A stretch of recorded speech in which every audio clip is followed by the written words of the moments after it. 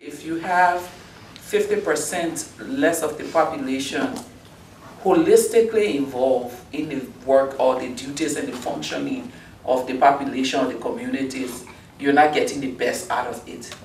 If you were functioning on 50% of your brain, you would be unable to do something. They'll probably doubt you, mentally unstable. So if we want to put it in a more dramatic term, we'll say that the world that we find ourselves living in is mentally imbalanced, because the women's roles, their abilities, all of those things that we know they can contribute to different societies have not really been tapped into. And when it is being used, they are either underpaid or not paid at all. That's the second thing. The third thing, the recognition that comes with anyone's work. We just talk about the price, 85% going to men and 15% going to women.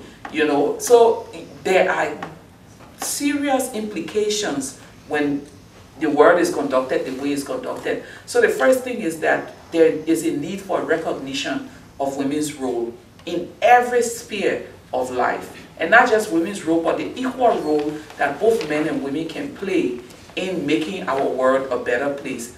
And then the second one is that as women strive to get involved, they shouldn't just be counting on numbers.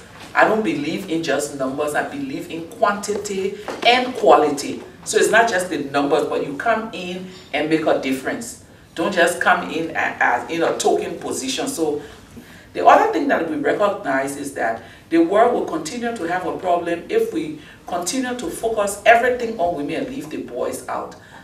We need to focus on, as for example, if you're talking reproductive rights and you have a huge teenage pregnancy rate in your community, if you just work with the girls, you're not helping them.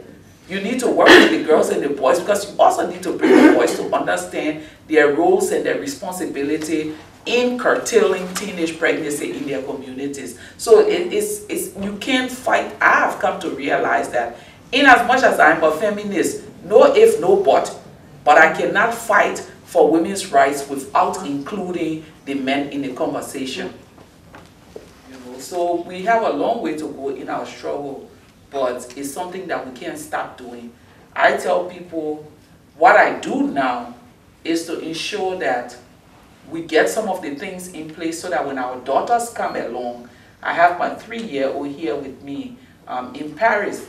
I don't want, when she's 40 like me, to still be fighting about laws on rape. We've conquered that. What we're able to conquer, we'll conquer.